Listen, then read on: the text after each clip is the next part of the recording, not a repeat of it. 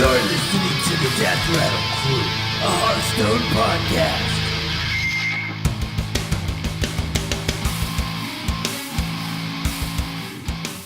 DRC, ladies and gentlemen, welcome to the Death Rattle Crew, a Hearthstone podcast. This is episode 3939. I'm one of your hosts, Mike Tech2 Hearn, joined by the legend formerly known as Jeremy. Hello. Ooh, Mushu. Yep. And Bradford Lee. Hey. Hey. Don't forget you can follow us on Twitter and YouTube. Just search the handle Death Rattle Crew and write into us at mail@deathrattlecrew.com. So, intros. I'm not even going to ask who's going to go first. I think, Brad, you go first. What's going on this week? Not much is going on right now. Just hanging out right now, but I'm about to go on a work trip. So been busy all week long, same as it ever was. And yeah, we're going to in a lot of arena, you know, we're going to miss you for like 2 weeks. Yeah. I'm going to miss me too. Sadness. Are you going to be streaming at all during that time? Or are you going to be just... I will not actually be streaming. I don't have a internet connection to do it. But what I'm going to do is I'm going to host people on my channel, and I'm still going to hang out on my channel in the night and hang out with my regulars on my channel and maybe play some games with them in the meantime. Nice. Yeah, should be good. The dedication is so real. That's right. It really is. What's I'm so very try hard. Can you not like go like 4G or like mobile internet? Is that not a thing? It is a thing, but I don't think I'm going to have a good enough upload stream where I'm going to be at, because I'm going to be out in like the boonies. I'm going to be up in the Sierra Nevadas, so like it's I don't even know at some places if I'm going to even have internet. So yeah, it's kind of sketch. It's gonna be a coin flip. So yeah, it's weird, Mushu. Like, say Brad, basically he says he's going to stream, and then he does the stream. Ooh, those are fighting words. It's crazy, right? Yeah, dude, it's insane. People always do that kind of thing. What you forget about Jeremy is everything's backwards in Australia. So when he says it doesn't, because he's trying to stick with the normal like Aboriginal. I got you. Yeah, exactly. It's upside down. You got it. He would have streamed if a drop bear had not attacked his PC. Yeah. It didn't survive. I'm actually using a toaster right now to record this. It's brutal. It is brutal. Matt, what are you up to? I know we woke you up this morning. I don't know that much. Well, you wake me up every morning. That's the thing, though. It's not suddenly different this week. It's I don't know. I'm just faffing about, really. I've been playing a lot of WoW. I've been playing a bit more League. Been watching a bunch of League of Legends with the World Championships going on. You know. I saw some of that. Yeah. All esports eyes on Riot, looking at their shit. Yeah, looking at the Gragas and stuff like that, causing 40-minute hiccups. Yeah, just not much. Playing a little bit of Hearthstone. You know, just here and there when I can stomach the Mech Mage challenge, essentially. That's funny. I expanded to Druid. You should just try out the aggro Druid. It's all right. I can't. You can't. I only got like three classes. No, I have 4 classes, but 2 of them aren't viable with the fellow. Like in terms of viability, it definitely goes Mech Mage, Mech Shaman, and then like an oil rogue, and then a Dragon Priest with Fel Reaver. So it's interesting. I'm sort of coming around to your idea of Fel Reaver maybe wasn't the best idea. But I loved Fel Reaver. I'm running. Yeah. I loved Fel Reaver, but then like what you brought up earlier this week about about wanting to play different decks on stream. It's sort of like it can see where it starts to get stale. Yeah, and I've had multiple people on my stream just be like, "Are you really still playing this deck? Like, what the hell are you doing?" It's like, come on, dude, get your shit together. It's like watching reruns of Everybody Loves Raymond. Podcast now almost hourly, and he's like, "Did you make Legend yet?" And I'm like, "Shut up." Maybe next time we just do it for a week. You make reverse. I feel like we could all stomach. Well, no, not race to. I mean, it's the race to Legend. We're not all going to get to Legend, but like just see. Basically, the way that it's going to wind up working is whoever's the lowest ranked is doing the Kesha thing. So like Brad's rank 2, Yeah. So obviously he's not going to lose. What rank are you guys at? 9. At 12. Check. You're at 9, Mike? Yeah. Okay. See, I have an interesting plan. My plan is not to play any ranked until like the last 2 days, when everyone who's really, really good is like 5 and forward. And so I'm sitting at 11. And I've been sitting at 11 and just been doing my daily quests, and I'll just kind of bounce back and forth around 11 because I'm bad. And then hopefully, like the last day, I'm just going to jam like 50 games with Fel Reaver Druid or Fel Reaver Mech Mage. It's going to be great. And then I'm going to get to rank 2, and you all are going to be like, well, I wake up in the morning feeling like P. Diddy. And I'm like, ha ha ha. So funny. It's not me. But So I liked your idea of the maybe a week thing, but what I was thinking about when we first did this, and I don't know why I didn't mention it then, was just we set a time limit. Like you get 8 hours of playtime where you have to go for the challenge, or however many hours, and during those 8 hour time frame, you have to be able to try and wait a minute. Here's the idea. I got it. Okay. Let's because good idea. I think we could do that. But I know that this might be the same thing. How about just He's like, I love your idea, but you're stupid. So. No. What if we're gonna take that idea, let's put it in the garbage. Okay, now. What if we keep track of our games? Oh, okay, that's a good one. So like say, all right, out of like 100 games. If we can play that many. Or maybe our so we set a limit. Okay, we got you can only have this card or whatever the stipulations are. How many what's your win percentage out of 50 games or 75, 100, whatever it might be? Does that work? Yeah. I mean, obviously, I think that would be way better. I'm not worried about anyone cheating because this is just for fun, and I trust everyone but Matt. Me too. As you should. Worst. But that way, because especially for you, Brad. You're streaming, so it's kind of like, all right, why are you playing this god awful deck? I've actually had people come in and be like, why are you playing these cards? It's like, and at first, instead of saying something about the challenge, I'm like, well, I really think these are really well suited for the meta. And I think it's, and then they're like, you're crazy. And I'm like, well, no, it's because I'm doing this challenge. It's because I drink a lot and it's really late. So I've done more arena this month than I've ever done in any other month because of this challenge, though. But the cool thing about that is I'm like thoroughly enjoying arena still. Like it didn't get old at all. Are you using the HUD? The arena draft thing that came out Arena, recently? arena draft. The overlay? Oh no, I still use Hearthstone Deck Tracker. I think I like Hearthstone Deck Tracker personally. No. This isn't a deck tracker. It's a picking assistant. It helps you draft better. No, I don't give crap about that kind of stuff. The problem is if I use that kind of stuff, I'll start to gain tendencies. Okay, here's why I would use that. This is exactly why I would use that. It's not to gain myself an advantage in arena.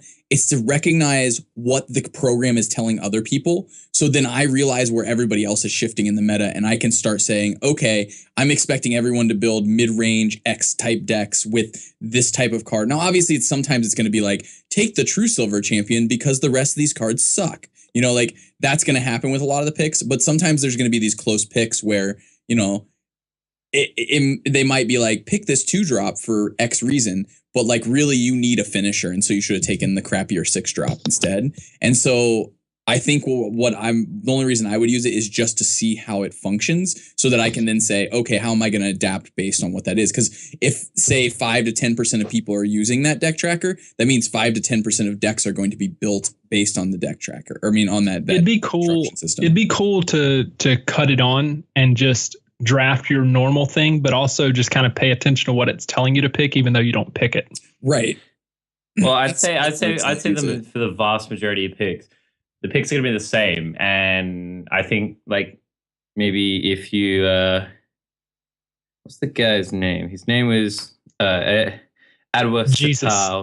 AWCTA is his name. They had him on The Angry Chicken this week. One of the guys who worked on the algorithm, and I think like trying to figure out what trying to counterpick the algorithm. I think is a silly idea because I don't think you're gonna be able to like take enough advantage of it because some of the picks there's just not that much depth to it, as you mentioned about the true thing. It's just not gonna. It just doesn't matter that much. It's just the idea is it just raises the caliber of the arena decks, and it gives players like who otherwise would lose out at the draft stage that they get through there a little bit more and they can play higher quality games because they have a higher quality deck because they didn't have to think as much about the picking process. So in theory, it just raises the arena meta caliber. I don't think it necessarily creates a deck Skew. type because I think in theory it picks the best cards anyway. So you just ended up with something that's a reflection of the best of what they had to pick from, rather than a consistent idea around the algorithm. But you'd have to. Is it taking into consideration your entire deck as it picks though? Other than just saying, you've got enough 4-drops, don't pick a 4-drop. I mean, is it like, no, I'm seeing these cards work really well together. Is it able to do that kind of thing? Kind of combos? I don't know like too much of the as in like the intricacies. Like they have said that it does. So like if you're playing Shaman and you get the guy that buffs from Overload, it gives a slight bump to some Overload cards that aren't bad. So it takes into consideration cards that you've already drafted and synergies that exist inside those cards. What do you mean Shaman cards that are bad? What are you talking about? Crackle's the best card in the game. Yeah, I don't know. Maybe not. I fucking love Crackle, dude. I don't know what you're talking about. It's just a chance to roll 7 because I roll 6s. I mean, that's right. It's just, you just got to get good at rolling 6s, and then you'll be LG. But basically, Arena HUDs is good terms. I think that if you like Arena, if you want to play more Arena, you want to do better at Arena. That's what you want to do is get this HUD in.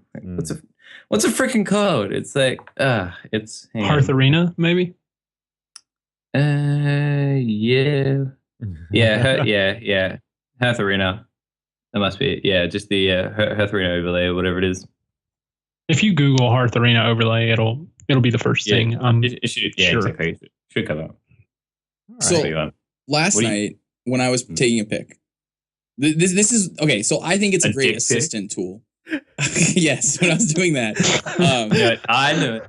Last night I was playing a hunter deck, right? And my deck's curve topped out at like 5. Like literally, I think I had 1 7-drop in the deck, and I don't even remember what it was because it did not matter the entire time. Because the idea was I was basically face hunter in arena with how aggressive the picks that I got were. And late in the draft though, I had the choice of like Sunwalker, Injured Cavalier, and I think the other one was like, it wouldn't have been Argent Commander. I would have taken Argent. Maybe it was Master Jouster. I think it was. It was another like 6-drop threat. That's a rare. But anyway, I feel like anybody with an algorithm would probably say, don't take the Injured Cavalier, right? The Injured Cavalier does not make sense to take, but my deck was light on 1-drops. It just needed a 1-drop. And so I took the Injured Cavalier over the Sunwalker or the Master Jouster. I think it was Master Jouster. But nevertheless, I took the really crappy 2-drop for the purpose of I just have to curve out. I always have to have a 1-drop. And that put me up to, I think, 4 or 5 1-drops. And it ended up winning me multiple games because I was able to turn 1 and Injure Cavalier and also be able to play multiple spells on 1 turn and allow me and myself to develop a massive board. It also being a 1-drop was really effective for me, allowed me to use Steady Shot every single turn. So I could always like say at turn 3, I can go Injure Cavalier, Steady Shot, 2-drop, Steady Shot, 3-drop, Steady Shot, and just constantly do that. So like that's really where I feel like that kind of deck tracking or that kind of deck construction algorithm might fail, but I don't know. I haven't used it yet. So I guess I have to, the verdict is still out on it, but I feel like that's really my biggest concern is that there are going to be 5 or 6 picks where taking the suboptimal pick might be the optimal choice for your deck. Which is a weird thing to say, but yeah. Yeah, no, I think if it tells you to pick something else, it probably like so that 1-drop versus the Sunwalker 6-drop. I would go as far as to say like Sunwalker's better overall, and it's better more consistently. And the fact that you pick the 1-drop and then the fact that the 1-drop went on to be in your hand in turn one, and so you could build up a board is just like is anecdotal. I think the fact that I think the idea that Sunwalker is probably better, and it'd be interesting to see what the draft pick, the overlay says, and takes into account the fact that you don't have any 1-drops, and see what it says. But it feels like that. Well, I think that Sunwalker would be better over a vast quantity of games, depending on like obviously how many 6-drops you had. But yeah, it just feels like I'm trying to get out of saying feels like, because one of the fucking things they teach you in like later in psychology is the connection between thoughts, feelings, and like actions. And screwing up and jumbling, people do this so much like these days, is say I feel when they mean I think, because you don't feel that way, because that's sort of like I feel like Injured Faldir is inferior to Sunwalker. Like, it's like, no, you think it is. It's like it's not. Anyway.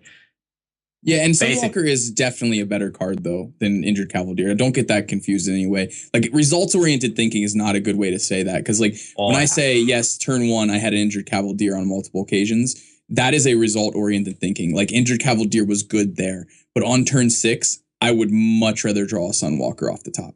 Definitely. Exactly. Like, it's much more in a vacuum a better card. Yeah, obviously, yeah. If you want to be like results orientated, you have to at least be balanced in that the sense. You have to obviously there are the games where you draw it in turn 1, and the games, as you said, you draw on turn 6. You have to factor all the draws in, and then I would think that Sunwalker is more often a better draw than Injured Valdir. Like, I think because as soon as you get to turn 5, then sure, that's when I think that's when Sunwalker starts getting better. But obviously, turns 1 through 4, it's probably Injured Faldir is probably a little bit better. Right. And that's only because it just does something. It's not necessarily because it's a better card. Like, yeah, it just happens to do something. So. And then from turn 5, if you have held on to the coin for that long, and then 6 onwards until the end of the game, then Sunwalker is an infinitely better card, I would think. Mm-hmm. Yeah, and with the exception of some fringe circumstances. Yeah, 100%. I agree. And then almost never do I take an Injured Cavaldier. I thought for so long on that pick. That's why I mentioned that particular pick. I thought for so long on it because I was like, man, Sunwalker is just such a better card. Do I just take the Injured Cavaldier anyways? And I did. And the only reason was because I knew that my deck needed. I mean, it had like abusive sergeants, so it just needed fodder on the board in the early game so it could maintain board position. So it was more an element of the deck's design and the deck's like ability to do what the other cards allow it to synergize with, than saying I would much rather have this more powerful card. And it ended up being quite good. I got an 11 win out of it. So like the deck functioned well. But I think even if I would have taken Sunwalker, I still probably would have done very well with the deck. So the thing is like it doesn't tell you so much who to pick. It tells you it gives them points based on like stats. Oh, cool. And so obviously there are going to be some picks where the points are quite close. And so sure. I think if you're not going to outright take the highest one, then you can sort of look at how close they are. And obviously there are circumstances where you think you know better than the algorithm, and that's something that'll require the test of time and the test of playtesting to see. And I assume the algorithm will get changed, will get updated over the course of time. Like if there's certain instances where they're spitting out a higher value card, but it's not being picked, then I think they have the advantage of being able to look at that on like the mass scale, on the macro level, and see like different trends in their algorithm picking and adjust it accordingly if they think it's like something different. But for the most part, I would tend to agree with most of their picks, but that being said, I haven't used it. I'm not in a situation to be like, oh yeah, I know 100% that I pick all their picks. I will use it. Gonna get around to playing some Arena though. That's yeah. I'll definitely check it out, and maybe we'll talk about it here in the future more as we get more of our own empirical data. Right. Well, with that, Jeremy, what have you been up to? What's going on? Not a whole lot, man. I made the mistake of buying the Uncharted series, the Uncharted collection. And so I flew through Uncharted 1. I have not played that game in are those good? 6 years or Oh, they're really freaking good. Like they are, they basically it's Tomb Raider, except like a better story. Yeah, a really hot dude instead of a hot chick. It's basically just like it's Indiana Jones meets Tomb Raider, and I don't even care about the gameplay so much. I just like the story, and so I'm just playing through on like the easiest mode possible, and trying to just run through the games. So how you explain porn to your wife? Oh yeah, no, I don't like the scenes. I like the story. Yeah, exactly. The plot synopsis is has nothing to do with the gameplay. It's all about the plot. No, I'm the same way. Yeah. Especially like StarCraft, and that's what I've been. That's what I did this week. I played through the epilogue, I guess, because it comes out in a couple weeks. Legacy of the Void. Yeah, so I played the epilogue, and that got me. I'm excited. But that being said, everyone did everything except play ranked in Hearthstone. That's basically I think that's a pretty decent statement of the ranks situation right now. Like I brought up this bet. This like challenge because I wanted to incentivize myself, and it's just like I still don't care enough anymore. It's just. Every time I log on, I'm like, but I could be playing Uncharted instead of losing with aggro. I'm beating you guys. What's going on? I don't know. The dream's dead, Mike. The dream is I'm dead. bad. Without that pipe dream of getting to BlizzCon in the background, it's just not enough for me anymore, buddy. I know I'm not going to get legend, but my goal is to get rank 5. That is my legend. If I get rank 5, I'm good. I know I have time to do that. We'll beat Jeremy and myself. Yeah. I'm not Mushu. You don't even have. You just have to get to rank 10, and I won't play anymore. I promise. I won't try to get to rank 9. What rank were you, Brad? I was at rank 2. I'm down to the top of rank 4 now. Okay, this is 100% playing those mech decks, or did you give into the stream and play other decks? I played Mill Rogue for a while. That's why I'm rank 4 again. It was way too much fun. I was like, screw it, we're playing Mill Rogue. So I played Mill Rogue for a little while and lost about 75% of my games.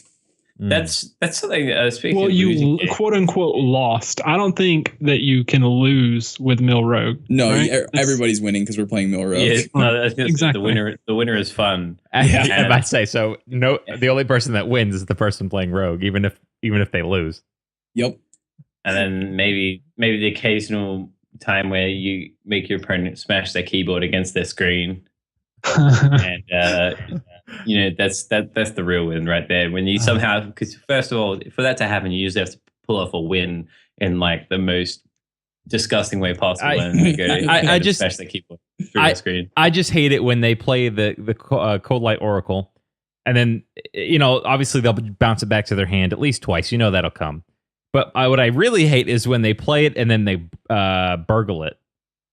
Gang up it, you mean? Gang up it. Thank you. I'm sorry. Yes. Yeah, gang up. And it's like, oh my God, that is so frustrating. And then they play an ambush. The worst is when you flood the board and then they vanish. And it's like, oh God, stop, please. Oh, speaking of that, I found this out and you guys made fun of me. But for the listeners out there, I found this really interesting. So obviously this challenge, we had Fel Reaver. So I was playing against a Mill Rogue and they had ambush. And they played it against me, so I had 3 of those ambush cards in my deck. Those get burned up with Fel Reaver draws. Yeah, they do not play; they get burned. So I found that pretty. So there you go. If you're playing against a bunch of draw decks, just play Fel Reaver. It's safe. That is the when you're playing against Heavy Taunt, you play Black Knight. When you're playing against Draw, you play Fel Reaver. You heard it here first, confirmed. Yeah. When Ambush becomes the number 1 card in the new meta. Now post Grim Patron, Fel Reaver, here we come. Confirmed. You heard it here first. Oh my God. Hey, while we're still in technically intro mode, do you want to mention our new friends over at Top Deck Kings who were kind enough to mention us in their podcast. Yeah. So the Top Deck Tell, is it Tell? Am I saying that right? Teal, maybe it's Teal. Teal, Tehl. There you go. That guy. That fella. He sent me an email a couple weeks back asking for kind of info because he was going to put together a podcast just talking about some of the other Hearthstone podcasts out there. So just giving him a shout out. And if you're, kind of one of the questions was, what do you, who's your audience? Who do you, I guess, broadcast to or present for? And so if, there's something like news, it's something we don't really do. If it's huge news or if it's related to the meta, I mean, we'll bring up, because, as we go on rants, we'll bring things up, but we're not really a Blizzard news podcast. So if that's something you're interested into, go check this out. There's a bunch of the podcasts that do those and do them very well. Like Angry Chicken is a great one, for example. They do a great job with just general news. And there's a couple others that they do out there. So again, throwing that out there, Top Deck Kings. Thank you guys so much for giving us a shout out. So. They had Dragon Rider on, who is a friend of several shows, and then the other host was Cream Puff. So thank you guys. That was really cool of y'all. And we still have a question out from Dragon Rider waiting for Avery, and Avery died in a ditch before we can answer it. I need to. Was this about Avery being shirtless? He told me to get to it, and then he lied. And then I started playing Hearthstone the other day. Yeah, he still plays. He's been playing this month. He crawled out of that ditch slowly. Yeah, he wasn't dead apparently. He'll be back. We should have tried harder to make him not alive. Yes. Murder. That's right. No, I didn't say murder. I said not alive. Not alive. There's a difference. Okay. Right? Yeah. All right. Fair. All right. Murder implies malice. Well, with that, let's get into meta-anatomy. DRC would like to thank Brainiacs for their support of this podcast. If you have a tech idea for improving your business's workflow, Brainiacs can provide a turnkey solution to specifically fit your needs. You can contact them at www.brainiux.com.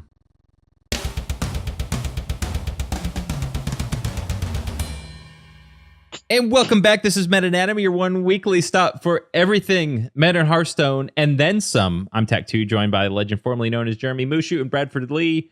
So this isn't really meta-related, but we were kind of talking about it before we started recording, and it's something that I kind of want to do, but we were talking about, like, where can you, and we don't promote gambling on the show. You got to be of age. I do. Mushu does. Yeah. I promote of age gambling. I mean, okay, yeah, on, sure. Underage gambling is just illegal, but I'm a big believer of increasing something's interest by putting money on it. Come on. I have fun, like, because I've talked about in the past where, like, I'll bet skins on Counter-Strike Go matches. And there's a bunch of websites you can do that, and that's fun. That's, I guess you can technically spend money, but you can also do it for free. But there's a couple now, and they don't really, it's gambling, but it's more like DraftKings, perfect example. And so I've looked into that just for the funsies. Like I'm not, like, I don't gamble, but like you were saying, Matt, like I'll throw $5 at something just for fun. Like, yeah, see what happens. It's fun. I haven't done it yet though, because I've just heard that unless you go big, the deck's stacked against you. On sites like that. On what? DraftKings. FanDuel. Yeah, I mean, it's the other big one. I mean, do you do any of that? Do any of you guys do any of that? Like FanDuel, or not even like esports, just like any of that? Gambling in general, or or the draft gambling is, I guess, because it's not really gambling. FanDuel, I'm pretty sure FanDuel and DraftKings are US facing only. From what and that's part of the reason why they're able to exist is the way that because they're a exemption under the DOJ, aren't they? Based on because it was before they started being a thing, it was outlined very specifically that it was not gambling. Yeah, it's and it was a game of skill. Game of skill, that's what it was. Yeah. Yes, and then there's one of the states appealed that recently and they banned DraftKings and FanDuel, the whole the sports out drafting thing from the state. Don't actually know which one. Can't remember which state it is, but yeah, it and there was that what did you Probably say Mississippi. God. about the insider trading thing. Yeah. You were saying before. Yeah. Well, the go with that was that I think it was like a dude from FanDuel had all this information and then published it early, and it looked really bad because the week hadn't closed or something. Basically, when you're a FanDuel or a DraftKings employee, you can't play on if you work for FanDuel, you can't play on FanDuel. Right. So all the FanDuel employees play on DraftKings, and all the DraftKings employees play on FanDuel up until this incident, in which case I would assume that they've had some internal policy changes whereby you probably can't play on another site anymore. But that's just a function of like the daily fantasy sport, the DFS. It's the DFS industry is what we're talking about. Yeah, Okay. that's just a function of how big they got over the last 5 years, and so their policy hasn't really had time to change. They've been more focused on their exploding business. But yeah, you were saying DraftKings is doing Hearthstone, right? They're doing For the esports. World I think. Championship? Yeah, I think they're doing a bunch. I know they're doing League of Legends. I'm sure they're doing CS:GO. Yeah, I feel like Hearthstones are like a little bit more difficult because it's not because it's RNG. RNG. So it's gambling. Yeah, Yeah. exactly. Yeah. Like while it's close, it's definitely like a lot closer in terms of percentages as opposed to the other games. Right. Like, if I was a smart man, I would have put money a couple of weeks ago on SKT to win it all in the League of Legends worlds, and I'd be laughing all the way to the bank. I think the real good bets would have been like betting on Origin or Fnatic. That would have been fantastic. Right. But yeah, that's League of Legends. That's kind of weird. It's almost like so I see how they're sidelining this to a game of skill, but when it like any other games but Hearthstone, it's like, yeah, I can see it. Like a better team probably is going to be better than a not so good team or a team less good. I think so much. Like, for example, it's not just like the RNG thing. It's because the difference in Hearthstone is there's not a lot of metrics that are useful. That's true that too. Yeah, like in say League of Legends and Dota and even CS:GO, you can look at particularly in the MOBAs, you can look at kill participation, total kills, deaths, CS, like the amount of gold generated. Like that's a big implicator of how you're going to do in a game. Is like how much gold do you have by 10 minutes? How much do you have by 20 minutes? And CS:GO, I have no idea how that, like the metrics and that, but obviously I assume KDA is a big thing. Yeah. And then I don't even know what other metrics in CS:GO. I don't know very much about the CS:GO pro scene, but there are more stats available. Whereas Hearthstone, because of the way it's too hard to this. What would you record? I think you could look at the blowback stat, but that's obviously skewed. Well, blowback is how much damage you deal to your own face, like with weapons and shit. But that's sort of it's not a particularly useful stat in the wide sense because it just sort of reflects what kind of classes they play. I can't think other than wins and losses. I really can't think of maybe how many Fell Reaver draws you get burned. Maybe that's the stat that we need. Yeah. So basically 0 is what we'd find because nobody plays it. but basically, it comes down to if they're like there probably are Hearthstone sites, but I don't think there are. The margins wouldn't be particularly fantastic, which means that there's probably like room to make a bit of money if you can like say pick the top 4 from the current top 16 or something, and then that'd probably be worth a bit of money just because there's like very little they could actually know. But I suppose they probably wouldn't give you that good a margin just because there's so much unknown. Well, with that in mind, speaking of drafting, we're going to talk about that later. We got a little surprise. We're not going to do that now, though. So you're on the edge of the seats out there. Oh, snap. Got him. No, I'm kidding. Tavern Brawl this week. I guess we should just talk about that real quick. I mean, what do you guys think? Have you who who hasn't done it yet? I've Well, played first it. Definitely aggro. So first off, this is what it is. It's called Who's the Boss Now this time. And basically you get a new hero power every time you use your hero power. But the hero powers that you're getting are from boss fights from the solo adventures. So you get like one of them summons 2 2/1s onto the battlefield. One of them summons 3 1/1s. One of them puts 2 random things onto the battlefield from multiple or from each player's deck. One of them gives you it's like a Mechron thing. It gives you like this mech thing that does something. So one of them's like a 7/7. The other one of them makes spells cost 3 less. It's a 2/2 for 2 because you paid 2 for the hero power. But yeah, you can keep cycling through all those hero powers. And the really cool thing about this one is that once you use the hero power, it gives you a new hero power, and then you can just use that hero power immediately. So if you have 10 mana, you could use a hero power 5 times at a turn and just make a massive board of whatever you got. It was it's all right. It's fun. Yeah, It's fine. It's Just play aggressive. yeah, just Get your win. give it a go. Not as bad as last week. I think the most broken You don't- card is Maiden of the Lake. Yeah, sure. In there. Yeah. Yeah, it's really good. There's also, what's the one that the giant that costs less equal the number of things on the battlefield? Can't think of the Frost name of it. Giant? Now. Not Frost, I don't think. Sea Giant. There you go. Sea Giant. Thank you. Sea Giant's also really good in the format because all the hero powers give you multiple things, which also makes Knife Juggler good. But those 3 cards are like 3 cards I would be putting in all of my decks that I'd be playing. Now, granted, it doesn't matter what class you pick unless you want class specific cards, but yeah. Yeah. All right. So that's Tavern Brawl. Just bring it up. Now let's get into the nitty gritty. First, the death of Warsong. Yes. Wait. So we kind of talked about it last week. It's finally happened. The patch is live. So Patron Warrior is, for now, dead. In its iteration. Sort of. 6-0 is trying to make it. There's a couple of really popular streamers. 6-0 is the one that I know who's trying to make basically a control / patron warrior. Tempo deck. Warrior. I don't know what he's calling it. I think they've got it listed on Hearthpawn as just like new patron warrior.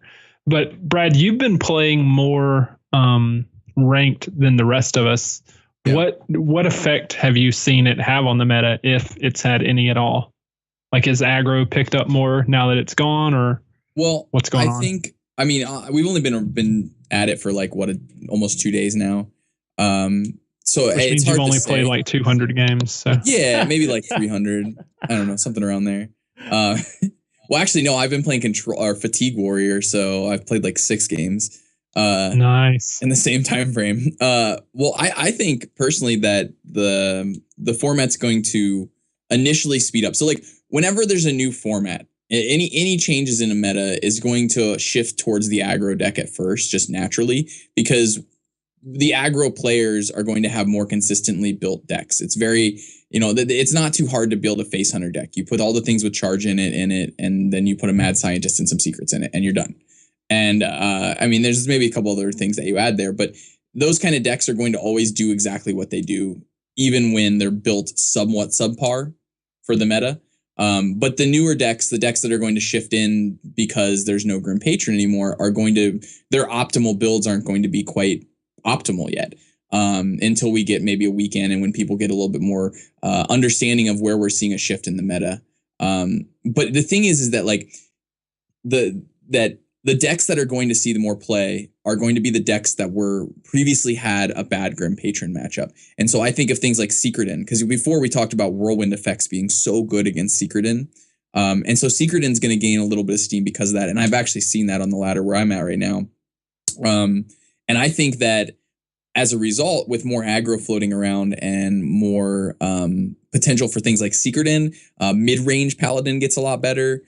Just decks that previously were a little suppressed by the Grim Patron deck are going to pop up a little more. And because of that, I've been reactive by playing these really, really controlling decks. And that's kind of what I've been seeing. It's exactly what I was saying there is pretty much what I've been seeing, which is why I'm trying to stay more controlling.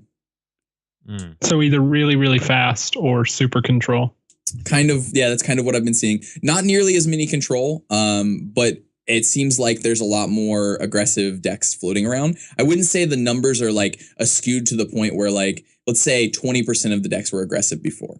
You know, this is just a fictitious number. And I would say we're maybe seeing a 10% more increase at the most. It's not like drastic, but when you think about that from the perspective of a deck, for instance, the Fatigue Warrior deck that I'm playing, it had a bad Grim Patron matchup, and all of a sudden that bad matchup is gone. And the aggro deck matchups outside of us, like maybe a Tempo Mage build is a bad matchup, but for the most part, the more tempo or aggro oriented builds, I have a very good matchup against. And so my win percentage goes up just a little bit more.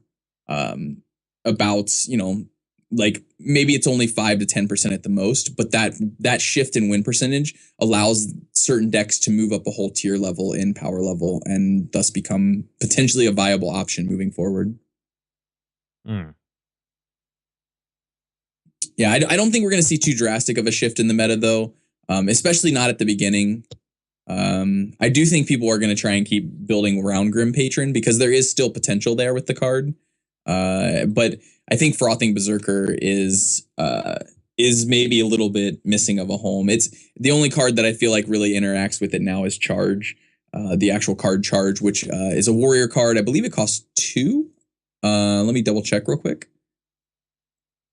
I would imagine the Frothing Berserker is still in like the iterations of Grim Patron. It's just not like it's going to be used as more of a the way it was being used towards the end is like a tempo play card, because dropping Frothing Berserker on 3 is a great play because they have to deal with it. Otherwise, there's a potential that it just gets ridiculously big. And I think just it'd be used more in that sense rather than just to ruffle stomp someone on turn like 9. Yeah, it's in 6-0's version of the Grim Patron deck that he's been playing on stream. I think he got up to like legend number 3 or whatever. This is Zixo, you can do whatever the fuck he wants. Yeah, he could like he could play exactly. He could queue with a ham sandwich. Exactly. That's pretty much right. Like it doesn't matter. He's just that fucking good at ladder. Yeah. So I think because while it seems like Frothing Berserker, the only card that really was affected directly by the nerf is obviously Warsong Commander. The other two, Grim Patron and Frothing Berserker, are while the combo of the two is not nearly as good. The cards by themselves are still relatively okay with the warrior interactions. It's just not going to be as like ridiculous as it once was. You know, you're not going to get. There's still going to be situations where someone makes like 6 patrons in a turn. It's just going to take a little bit more than. They're just going to have to kill you the following turn instead.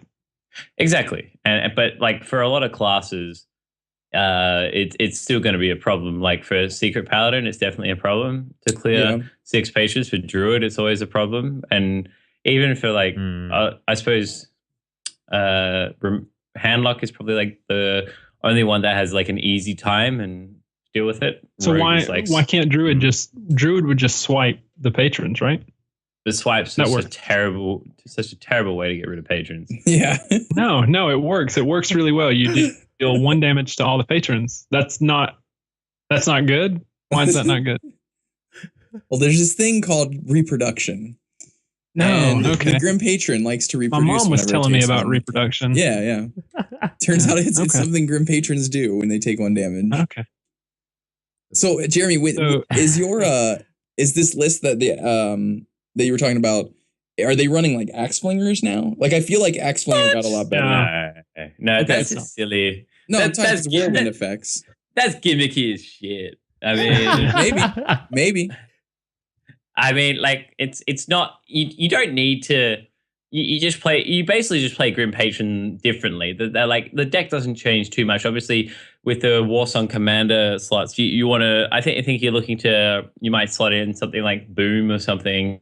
Just make the curve a little bit higher, because you're not going to be able to just like run over your opponent. And maybe Grom has a spot again, sort of thing. But for the most part, the strategy remains more or less the same. And there might be some iterations where you put like Dread Corsair back in to build up tempo. You know, the turn 4 and dropping one what I remember seeing on Reddit that people complaining like that the main group problem at one stage some people thought that the problem with Grim Patron was Dread Corsair on turn being played for free on turn 4 with Death's Bite, and it's just everything of that in that deck was considered a problem at one stage. Yeah, it's just you're right. Yeah, it's but I think the current version of the deck that Zixo is running is 2 Enrage, 2 Execute, 2 Whirlwind, 2 Armor Smith, 2 Battle Rage, 1 Cruel Taskmaster, 2 Fiery War Axe, 1 Slam, 2 Frothing Berserker, 2 Deathbite, 1 Gromosh, 1 Loot Hoarder, 2 Acolyte, 2 Dread Corsair, so that's been added, 2 Piloted Shredders, so that's been added. how fucking good 2 am I Grim at this game? Patron, one Loatheb, and Dr. Boom. So basically exactly what Mushu was the same deck. Maybe I should give this game another crack. It just sounds like he had like a more fleshed out idea of what I was thinking about. It's like just like the frame of the patron deck is pretty solid. It just becomes more being a tempo warrior than anything else, because there's still some disgusting tempo turns. Like the Dread Corsair turn is pretty like that is really filthy for the most part.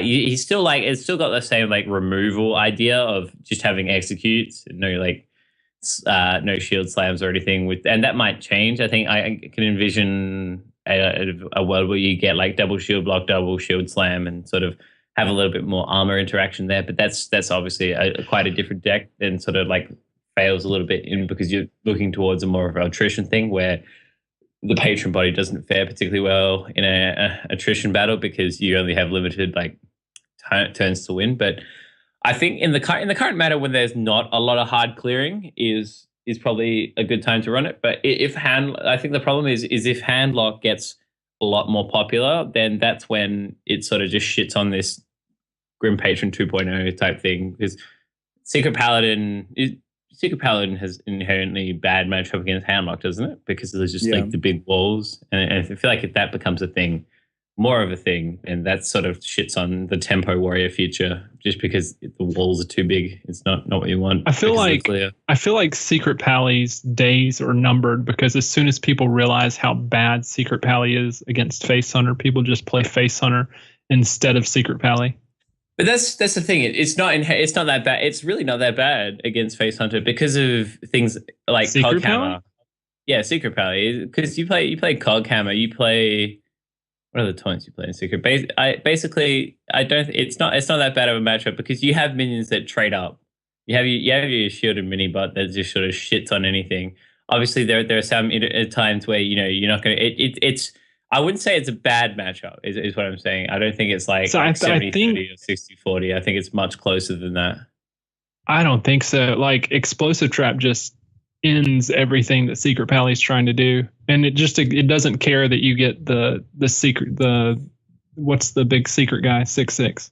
Yeah. It just doesn't care about that. Its real advantage is the fact that Explosive Trap just goes off during your turn, not during their turn. I mean, during their turn, not during your turn. So like their secrets. Yeah. So it forces Secret Pally to trade with you always, and you don't have to trade with it ever, because the only minion that it has in its deck that survives Explosive Trap is a 6/6, and you've already won by turn 7. So I guess this is somewhat anecdotal to my side because of like my experience with Secret Paladin, but I run the Secret Paladin that curves slightly higher than with you got your Tyrion. Oh, okay. Yeah, and that build's definitely better. And that I think that build's like inherently much better over like, obviously there are some spots where it's better. I think where you're playing really slow against really slow decks, such as like a Control Warrior or a Priest, that's where the 10 secret all out balls to the wall Secret Paladin is probably better. But I think over the vast majority of matchups, because you pick up good matchups against like Druid and a lot of mage decks with the more mid-rangey version, and I think that's better. And I think that's inherently better against Face Hunter. Hunter in general is much worse against like the mid-rangey Pally. Even the secret, or even the Face Hunter is, I would say, unfavored against Pally, like a mid-range Pally.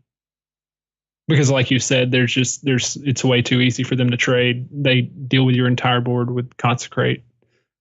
So it's just not. Yeah. I see what you're saying there. Yeah. Basically, as soon as you miss a turn of damage where you can only hero power for damage, then you're I think, and if the mid-range secret pally can take advantage of that, that's basically where you lose, is because it's so hard to get the board back, because once you just use your 1/1s and your things that will die to explosive traps to trade off the board, and then your survivors like your shredders, your lower theb, your 6/6 mysterious challenger and shit like that, just go face. And by making with Coghammer, it's just it's so filthy. I think that kind of leans into what Brad was saying, is that the more people start to move away from the aggro decks as the meta shifts, but there will be an increase in aggro decks just because you don't have their easy counter, which is Patron, but hopefully eventually it'll shift back out of that. I would hope so, because I really do enjoy playing mid-range more than aggro, but right now I think aggro is more effective. I don't think Patrons, like, it wasn't necessarily a counter to aggro. It had the tools to beat anything. That's what Patron was. It didn't have a bad matchup. It was like it was a jack of all trades, and that's what was so fucking scary about it. Is it had tools to deal with aggro, it had tools to deal with control decks, because sometimes they just kill you on turn 8 and that sort of thing. It was good enough in all circumstances that it was just it had no bad matchups. So that's why it's so cancerous. So serious question, Mushu. Do you think Charge is a replacement potentially for, as maybe even just a one of in a patron list moving forward? Nah, because it's that thing where it just makes the idea is that it's another card you have to add to the rotation, and it's another card, because how much is Charge? Is Charge 2 or 3 mana? It's 3. Yeah, I don't feel like you don't ever have 3 mana to spend without having like a good turn of like you have to get a couple of charges of Thoros out. I don't think it's not worth it, basically. Yeah. Obviously you can definitely build a deck to do it, and you'll probably get a few wins with it even. But I think I'm always like very consistently minded. The idea is you've got to win over a vast majority of games, and I just don't think it's consistent enough. I think you'd much rather take out that charge and put in a Dread Corsair and change your game plan. Obviously you miss out on those like one turn kills sometimes where you get a million whirlwinds and buff your Frothing Berserker. But for the most part, I think you pick up so many more wins because you have that Dread Corsair and able to build tempo with Deathspite or with Fiery War Axe more often. Yeah, and I just think that, I agree. That makes more consistency there. I was just curious as like maybe a one of, just because I don't know, because I just feel like sometimes in like, let's say the Fatigue Warrior or Control Warrior matchups where they're gaining 1 million armor, being more tempo oriented is great because you've got more pressure on the board. You can just keep applying more pressure. But at the same time, I feel like there's going to be some times where you're just like, well, they're going to armor up from here on out. I better hold my Frothing Berserker charge and try and set up for Emperor Theresen and then 1 million Whirlwind or something. And that's the only reason I feel like it potentially has a goal or fit in it. But again, I agree with you. I think it's not consistent enough. Yeah. So what you did there is created like an ideal circumstance, and that's and then you. Right. Obviously, in that situation, that's gonna be inherently better than say Grommash, where it's the 10, 12 damage isn't enough. But in that one situation where there's a fatigue, or then when there's a late game control warrior and you need that big buff, sure, you're gonna lose those matchups. But in as you said, it's not consistent enough because in ladder, it's not gonna happen often enough for it to be better than say Grom or better than the Dread Corsairs. You just that's it, maybe if you tested it against, say, like a slower deck, and then if you knew you were queuing into it, maybe you could put a charge in there. But that definitely seems like more of a personal preference kind of thing, based on your own like thoughts. But based on what I think in it, like right now, it doesn't sound that good because charge is 3 mana, and it's just like I have other things I can do with 3 mana. Yeah, exactly. Like play a Frothing Berserker or Warsong Commander. Oh wait. Yeah. You can't. I mean, you could. I nerfed it into the fucking ground, and then below.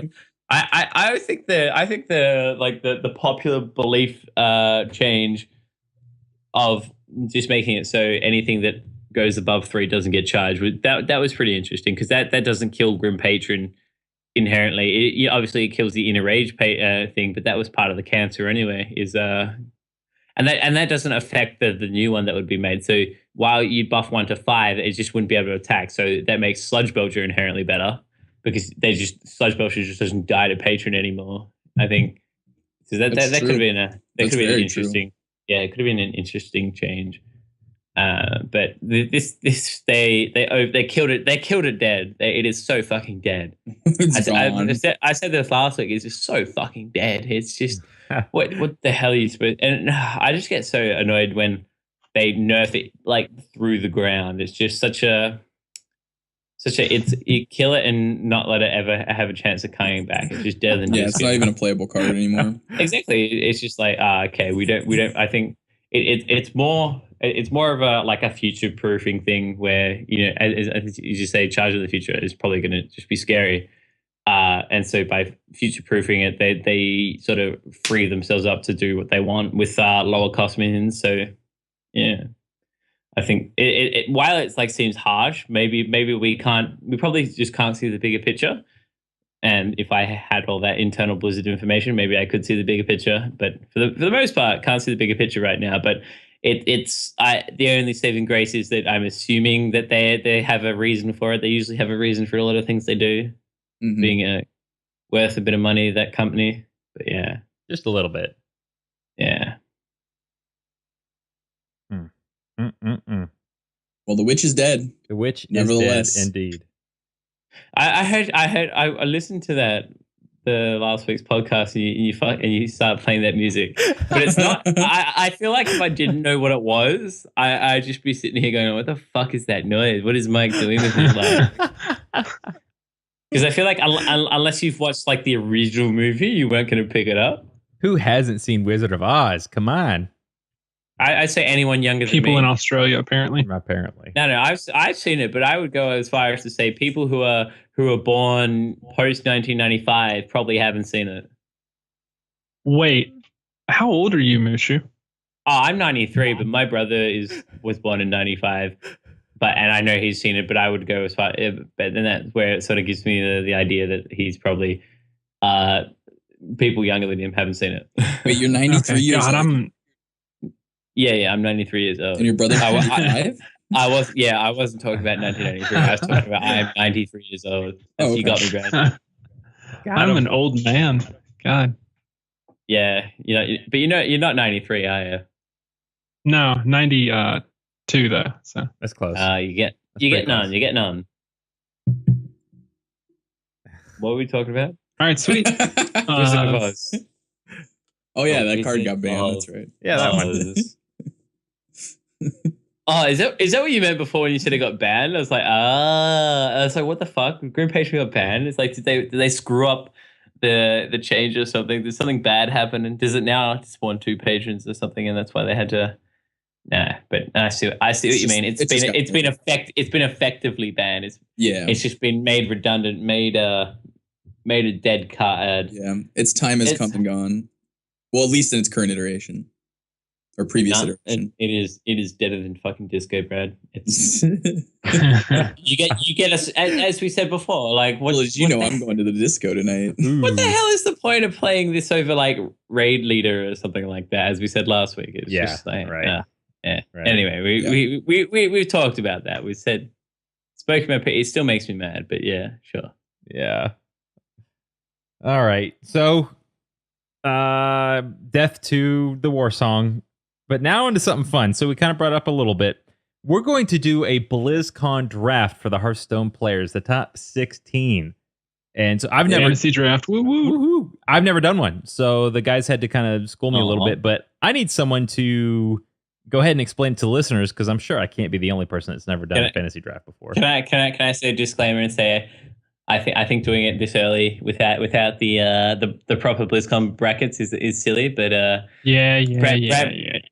Bradford is going to the wilderness in next week. Yeah, and the week next week and the week after, right, Brad? Yeah, 2 weeks. So more than likely, Oh, so you'll be back by BlizzCon? No, you won't. No, I'll be back right after, I believe. Yeah. BlizzCon's isn't next week. It's the week after, isn't it, Mike? Yeah, it's the 6th and 7th. Yeah. So basically, yeah. what our plan is, we've got 16 people, 4 from each region. We're going to go through. We've set up like a draft order. So Mike will be first, then Brad, then me, then Mushu, and we'll kind of snake it back and forth if you know like different ways that fantasy drafts works. But long story short, we're each going to pick 4 people out of the 16 that are available. Mushu's pointing out that it's possible that since we don't know the format, one of our players could wind up playing one of our other players, and inherently you'll automatically lose one of your guys off your team. But basically, whoever at the end has picked the winning player will be the inaugural Death Rattle Crew Fantasy BlizzCon champion, heavyweight world title holder. So we haven't really figured out what the reward will be yet. Well, I'm gonna make a trophy, is what I've decided. All right, cool. So we're gonna have a trophy, right? And I'm not really sure what we're gonna make it out of or what it's going to look like yet. But since I'm gonna win, I don't really have to worry about shipping it to you guys, so that's not even an issue. Right. So it can be as big as you want it to be. Then. Right. Exactly. It doesn't have to fit in an envelope or anything. If you're that confident, then it needs to be at least 40 pounds. Wow, that's substantial. That's a I lot might of make seeds. it purple. Well, I keep taking more jabs at you guys. Just hints at what I might want to pick here. Just pinging at different people. I get the feeling that you guys know shit all about like the China and Asia Pacific region. I know exactly correct. who I want out of the China or the Asia Pacific region. Oh yeah, I think we all do. But the only one that I know who I want from of. like I know who I want from like China and even from AP. But all right, well, so guys are fucked. let's run through this then. Mike, the draft order will be Mike, Brad, me, and then Mushu. So Mike, who do you? We'll go through. So US has Jab. You probably should tell the people who. So we go by region first, right? Well, no, you can pick anyone you want. Pick anyone you want. Okay. Well, let's go ahead and go through that's the another lineup. thing I protest is not having because I would have thought that like setting a region tier list is probably better first, and then like making sure you end up with someone from each region. But sure, but this is this is really sort of much more impromptu. But it's right. Yeah, it's the wild west of drafting over here. Yeah, no. I just wanted to go on the record as saying I think I can come up with a better system, but we'll go with it. Sure. For the record, Mushu hates us all and think our ideas are bad. No, but for the time. Yeah, sure. We'll go with that. I think your ideas are bad, Jeremy. I'm gonna have to agree. Specifically me. That's okay. I'm all right with that. If this fails, it'll be my fault, but I'll get a 40-pound trophy in the mail. So. Oh, they're gonna say 40. Like you're just gonna go out and get some old English. That should be the trophy. A 40? That should be the trophy. Yeah, just a 40. A king cobra. Can I put like grape drink in it and make it like a Bojangle or something? Absolutely. Or like a brass monkey. Put some orange drink and make a brass monkey out of it. You got to send it with a bottle of Robitussin. Oh my God, no! You guys are just saying words now that I have no idea what Okay. So what a brass monkey is it's a song. It's a chunky monkey. And secondly, it's exactly the chunky monkey. But it's an old English that you drink down to the label, and then you put orange drink that's a Bojangle. I think it's purple drink in it, but you put like purple soda in it and mix it up into your beer, and that's a brass monkey. Or maybe it's orange drink. It's one or the other. But anyway, it's. It's terrible. You're drinking a 40 anyway, so. So it starts there. Yeah. All right. Yeah. Well, and you have to duct tape it to your hands too. That's the way it works. Oh, so we'll run through. So we can pick anybody. You can pick anybody. Is that how we want to do it? US, you can pick. Yes. Yeah. Sure. Let's run through who all is in BlizzCon for this. All right, one. so in Americas we have Jab, Purple, Heartform, and is it Nias? Yeah. Okay. Nice. Europe is Nyria, Tice, Life Coach, and Otskaka. In Right. China is Zoro. Love, is it CX? I don't think I've heard of him. Yeah, love Yeah, CX. sure. Zhao and No Tomorrow. And Asia Pacific is Ping Pong. Pin Pong Hao. Ping pong ho. Ho. Pin Ping Ho. Ping Ho. There we go. Yes. Not pimp. Pimp. No. Is it Kranich? Kranich? Kranich Yeah. and Neilio. Not Neilio? Yes. Sure. Okay. He looks. He kind of looks like a goblin. Two of the. Yeah. also very good at Hearthstone. I've heard of two of He's them. just- but- I think it's just a bad picture. He's like he must have just. Bad picture. It must be like right after he came forth or something, and his brain's Jesus completely fried from Christ, playing man. Hearthstone all day. He's just like, oh god, what's I don't want to take a picture now. I just fucking want to go to sleep and not think about Hearthstone for about 10 minutes. But Damn it, that's man. the look. That's the look he's got on his face. Is fuck you guys. I'm going home. Oh my god. All right.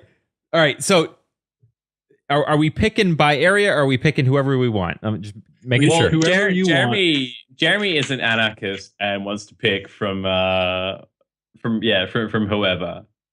What do you want to do? 'Cause if Let's you- vote. Let's vote. Well, if you, I'll throw this out there. If you don't pick whoever you want, then inherently whoever goes forth automatically gets stuck with someone, and they don't get to pick. But then, Okay. but then it's even though because we all get stuck with someone. Oh, I see. That makes sense. Okay. Yeah, but that's unfun. Okay. I like picking whoever. Damn it. Here's the problem. I like picking by area because I do like the idea of someone not. Because there's too many levels of strategy, and maybe next year Avery like, to be the fifth person here to vote. All right. So are we just going to pick whoever? But if we had Let's- Avery, then we had let's 5 people. pick Then we with- had a weird number. That's true. Yeah, I think the for last most part, time we yeah, tried I to, think the last time we tried to add additional rules to something, it made it really unfun. And in the first pick of the draft, I picked Fell Fell Reaver. Yeah, Brad, Right. Jeremy's being results orientated. Let's get him. Yeah, get Yeah. him. Hold him down. I'll get his hat. Quit being Roddy. Boom, boom, boom. All right. So what are we doing? So Mike, you get first pick. Who do you want? Whoever I want. We'll just go for Whoever you All right. want. Whoever we want. Here we go. I am. You know what? All right, I believe in him. Let me preface this. This is your pick for who's going to win BlizzCon because you have Right. the driver's seat. You get the first pick. So basically, you're telling us this is the man who's going to win BlizzCon. Right. Go ahead. Right. Go ahead. All Go right. ahead. So I believe in Tice. Tice. I believe All in right, Tice. Tice is off the board. Let me just put your name next to that. So I've got it. Yeah. All right. Then Bradford. Who do you want? I'm with the second pick of the draft. Bradford selects Jab. All right. The mid-range hunter specialist. Deck extraordinaire, nonetheless, too. Jeremy. Who do you want, buddy? I'm gonna go with life coach. That was a nice pick too. That's good. Jeremy. All right. So my pick will be I want purple, and then All right. Now I get to pick again, Yeah. You do. and yeah. So then I want. Who do I want? I feel like NAEU is gonna like that's the first 8 picks is NAEU, and then we're sort of like just chopping up who the fuck wants like it's gonna like China / Asia Pacific just because it's not covered as like we don't watch it as much, but guaranteed one of those. We dudes have no is idea gonna- who they I are. know who I want Asia Pacific. I think in true like min-maxing fashion, I am gonna go with I'm gonna go Nyria. Nyria. Nyria. Okay. All right. Yeah. All right. Who's next on that list? You're up, Mike, actually. Oh, okay. That's right. And in the 6th pick of the draft, we're gonna go, Mike picks. You know what? I'm gonna go Otskaka. Yeah, that's a good pick. I like that. And so I know who the next 2 picks are gonna be. So I don't think wait. so. All right. Is it Jeremy? Surprise me, Bradford. All right, Brad. I'm gonna pick Pin Ping Ho as my second Damn pick. it. That's who I was going to pick out there. You son of a bitch. He's good. He is good. All right, My first two picks, literally, that I have written down here are Jab and Ping Ping Ho. Yeah, and I got Those him. were my Dang. first two picks. All right. I went with Life Coach because I assumed that Ping Ping Ho would make it to me again, but he didn't. So I guess I'm going to go. Let's see. I'm going to take Kranich. Greenwich, that's a pretty good pickup. Yeah. I would think as far as the Asia Pacific guys go, I'd say he'd probably definitely second to Piping Ho, Ping Ping Ho. Yeah, So, absolutely. what's your name, Jeremy? All right. What's your name? What's my name? All right. Yeah, your pick again, Jeremy. My pick again. All right. I'm going to take. Now I'm running out of people that I know. I'm going to take an underdog. I'm going to take. I don't know who any of these people are. Nias. I know who Hot Form is, but I hate Damn him. it. So I'm going to take Nias. Yep.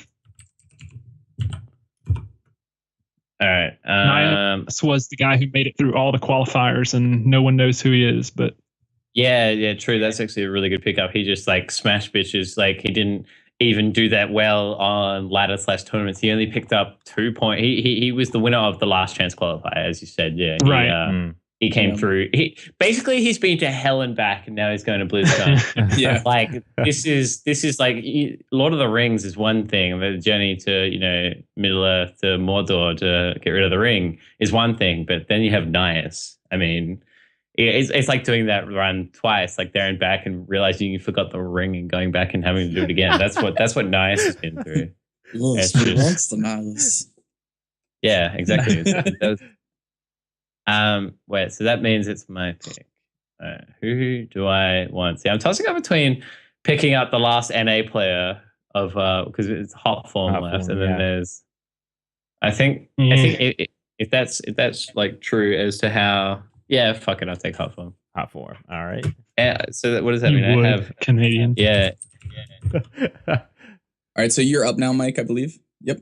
All right. You know what? I'm gonna take Neilio. I'm taking him. All right. Sweet.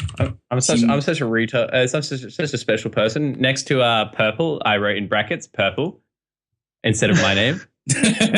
And Because I was trying to count it up. I was like, why do I even bet have two? Purple And then I does looked- pick himself. Yeah.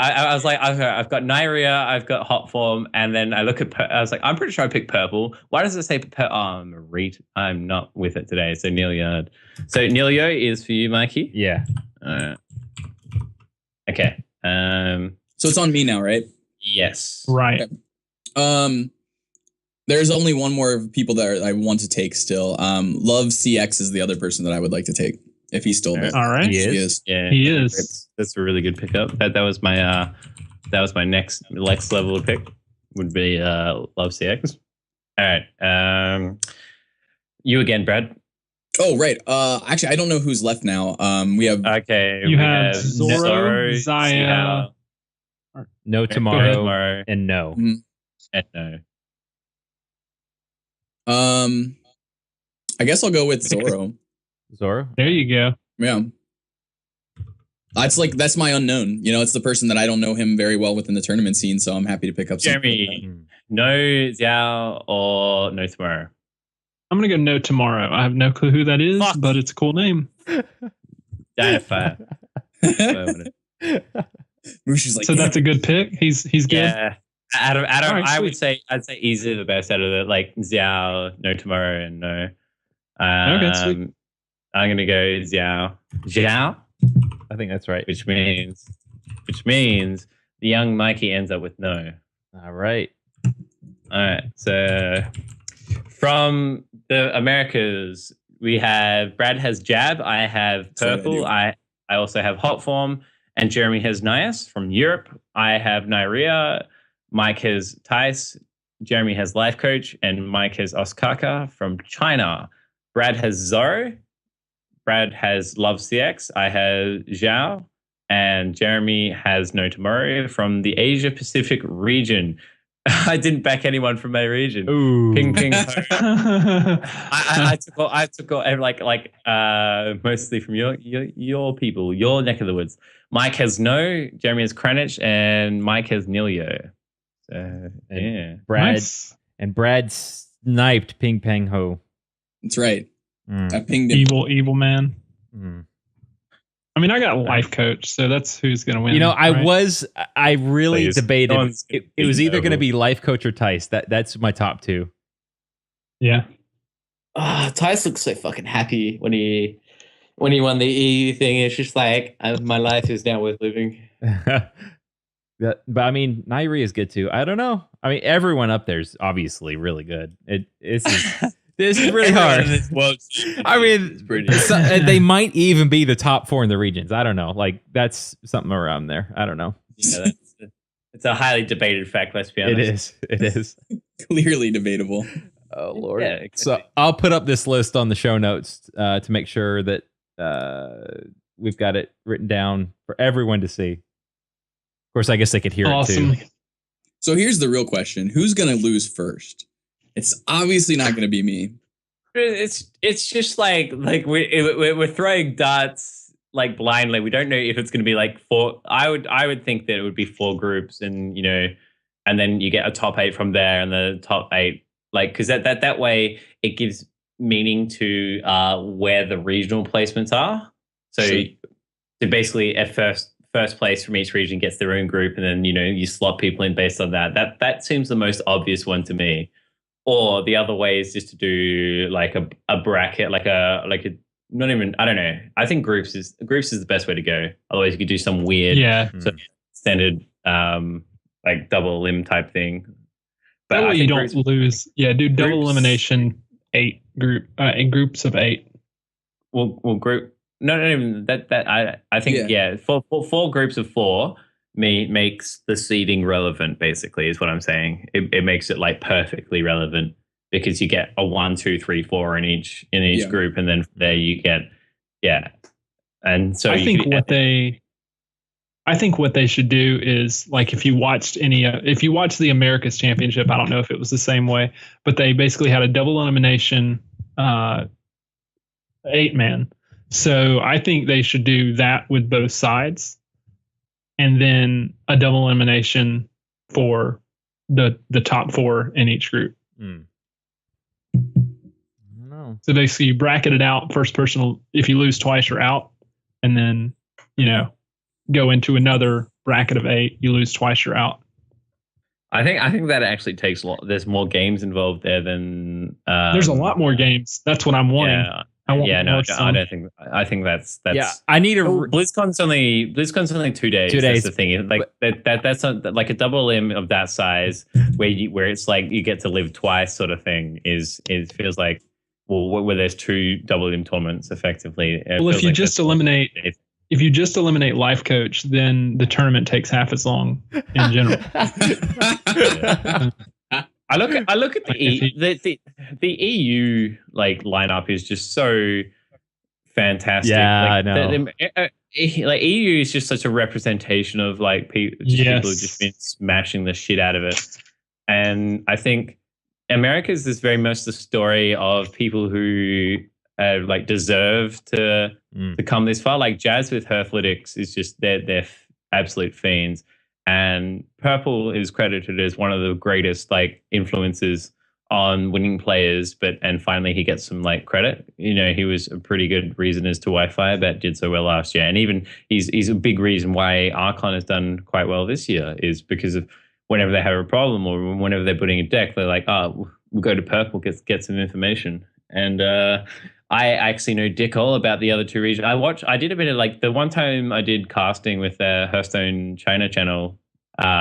We casted I casted each one of these guys in a game, like in a best of 9 series. So I have a rough idea, and that's why I sort of wanted Love CX because the one day I did it, he and No Tomorrow was crushing.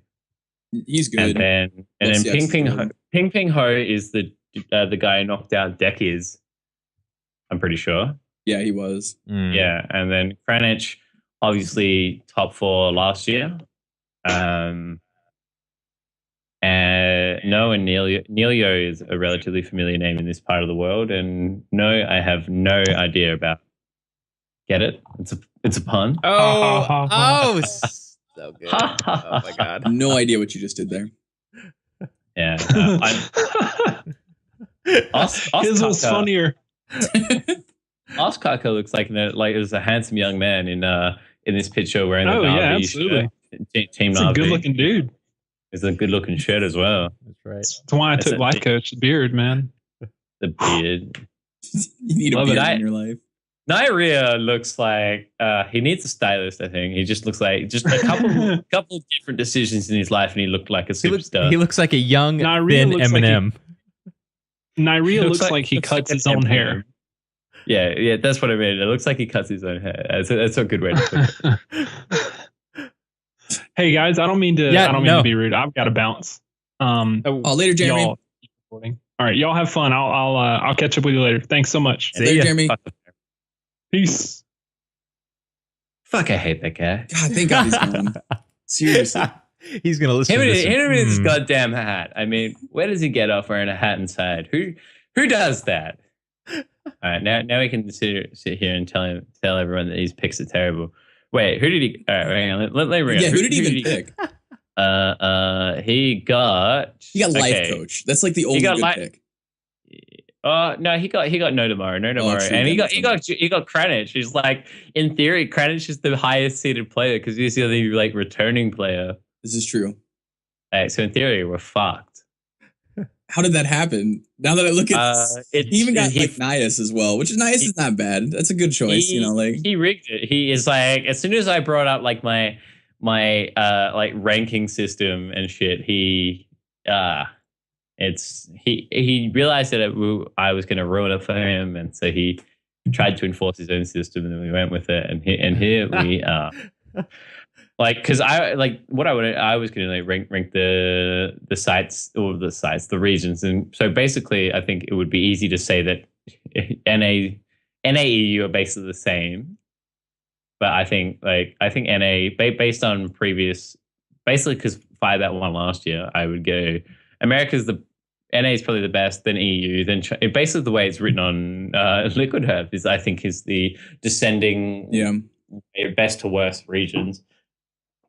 And then America's 1, 2 being Europe, China being 3, and Asia Pacific being 4th. Yeah, I think Asia Pacific is 4th just because of it's the most unconnected it's like it's the biggest conglomeration of like different regions.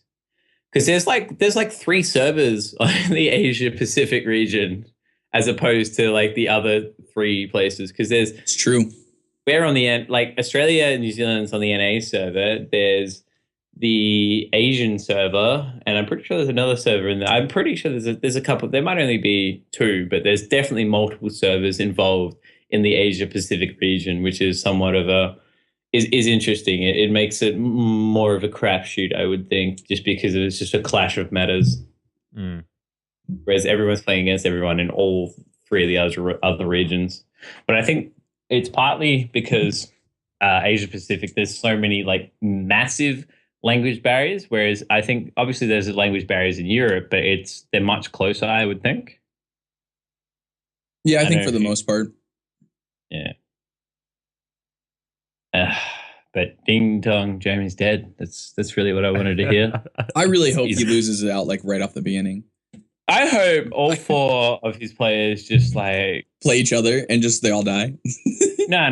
They're all like come out as being like win traders, and Blizz just bans them straight out. But I suppose like, so why my reasoning for doing like it post the bracket being drawn is like I think it keeps it interesting longer, because if you pick someone in each of the 4 groups, then it's going to last a little like the group stage. But obviously if you get a stacked group where you have 3 or 4 picks, you're going to have someone in the quarterfinals type thing. So sure, there's definitely merits to both, but it's somewhat hard to like do seeding. It's sort of like it's a massive, I guess, estimation error based on like we haven't seen most of these players play one another before. and there's like limited stats available. There's only sort of like previous performances. I'm curious how the death of Warsong Commander is going to affect deck construction and deck choice for this. I honestly think BlizzCon's is going to be a really interesting tournament and it's going to shape how people move forward. Well, obviously, because it's a big tournament, it's going to shape how people I was going to say, it's like, thank you, Captain Obvious. Yeah. But with the changes, I know what you mean, Brad. Yeah. It's the same thing. It's like you see it in League of Legends. I think, well, that's the closest like example to me is League of Legends is whatever the pros are playing weekly is what is played to the shithouse in pleb queue, basically is whatever we see as top streamers playing, whatever wins the world championship is going to be played a lot. It's just like, it's that direct translation of they won with it, so I should be able to win with it sort of thing. Right. It's not necessarily a bad thing. I think it just sort of speaks to how popular Twitch and that sort of trickle effect is. It's true. It really is. It's incredibly important to the design of the meta now in this game. Yeah. What accounting for the effect of the pro scene? Yeah. Nah. That's no fun. You have to do it empirically. Obviously, from what I've heard about like League of Legends, at least there is pro player input. Like, and I've seen pictures of like Strife Crow and shit at BlizzCon, at Blizzard. So they definitely take pointers from them, and they do like talk to pro players about what they think and things like that. But I think for the most part, they run from numbers. They run off numbers and be like, because they have all the stats that we could ever want to see. And maybe I feel like Ben Brew's response to Patron was that we're keeping an eye on it. It's not quite at the win rate that we want it to be. And then as soon as all the regionals are done, it just gets shat on. Right. Which either means that something tipped the scales. Well, there's a few scenarios. It was always bad, and they just wanted to preserve the integrity of this. I think preserving the integrity of the season was a concern, because I think like how many big changes have we gone through this year? There's been, because Leroy and shit was last year, wasn't it? Being changed.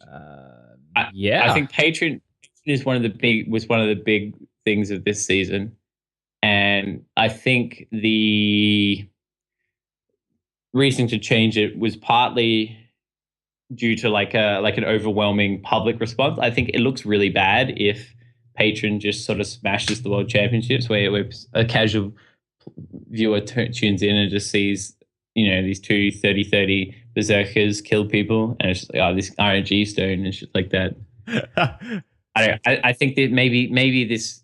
I think that might have been a concern almost, but I don't know how much of a concern. It feels like it would be. I feel like if I was a PR guy and had an influence on the balance team, I'd be like, you got to get rid of this Grim Patron thing. It's not good. It's not good. People don't like it. People think it's like just too strong and shit like that. This way, it looks like the format's been shaken. It's been shook up right before the World Championships, right before the biggest tournament of the year, or equal biggest tournament of the year, I suppose. If we look at the Archon Team League. Yeah, that's hopefully it's a good time. And Bradford, hope you don't die. Yeah, I hope I don't die either. Yeah, for real. What are you doing? You said you were doing something with plants. Yeah, we're gathering seed collections and plant samples for to grow the plants and then collect them for the World Seed Bank. So interesting. Yeah. So, have there been like marijuana seeds deposited? I'm pretty sure there probably are. Did you do it? Must be, yeah. Well, I didn't, but I do know that the university I work with, they do have a department that does grow. So yeah. Does grow weed? Yeah. For the greater good? For the greater good, yes. That's what it's all about, right? Yeah, it's always about the greater good. Peace and love. Yeah, we do garlics, peas, legumes, basically garlics, legumes, and then salvias. You say legume. I think everywhere else we say legume. Legume. Yeah, whatever. Legume. It's that American accent. Legume. Yeah, like Jeremy was saying, y'all, and it's just like, wow, Yeah, y'all. y'all come back here. That's exactly what I think of first There too. you go. Yeah. Y'all come back, you hear? It's like, yeah. I'm sure that made sense to me in English, definitely. Yeah. Well, any other thoughts? No, I feel like I'm rambling, Mike. Get us out of here. Are we done? Are we done? All right. Hang on. Shout out to anyone listening from DraftKings. Get me a job in Australia. There's expansion potential in Australia. Get me in, or even FanDuel. FanDuel, get me in. Somebody That's right. Get me in, please. He doesn't care which one. He's a whore himself out. Obviously, T1 is definitely DraftKings. So DraftKings is just bigger. Oh, sure. And they know that.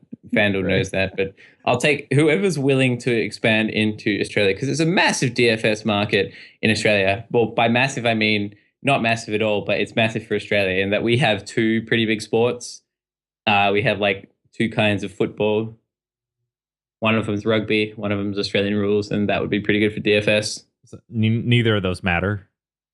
And sports betting is legal in Australia. Like it's a big thing. Yeah. Yeah, you guys are missing out. You and your silly states. Us in the land of the free. Gambling is bad, but guns are good. That's right. Hey, don't get me started on that, sir.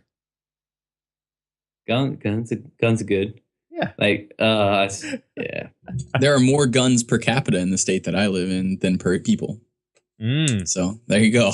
Wait, what's a random fact about Idaho? Well, Idaho. What kind of? I'm Idaho. What kind of animals do you have out there? Anything like? Oh yeah, all kinds of I guess it is kind of land. A lot of land. Yeah. Animals. I've never been that far out, so I don't know. Yeah, there's a lot of elk hunting out here. Ah, okay. Yeah. Have you had an elk burger before? Oh yeah, they're good. Oh yeah. If you got like, I would much rather have bison burgers though. Ooh, bison if I'm gonna focus on like any type of game, I'd much rather buy a bison or have a bison burger. Yeah. What about a bear burger? Have you had a bear burger? No, I've never eaten bear steak. Honestly, I've never eaten bear, but a lot of people hunt bear up in this area too. Just because, where I'm at, there's a bunch of wilderness area, and so then there's a lot of next to the wilderness area, a lot of area that's open range area where it's like public lands, so people can go out and do whatever they want basically on it with to some extent. Sodomy. Yeah, I'm sure that probably happens up there. You know, there's polygamy up here all over the place. So yeah, there's all kinds of different weird things going on. But yeah, it's I don't know, it's Wild West out here. It's awesome. I know her, the real Wild West. That's right. Well, that's going to do it for this week. That's episode 39 that you listened to. Don't forget to follow us on YouTube and Twitter, and write into us at mail@deathrattlecrew.com. Gentlemen, thank you very much for joining. I'm Tech2, joined by Bradford Lee, Mushu, and who left earlier, the legend formerly known as Jeremy, and we'll see you next week. Ciao. Later.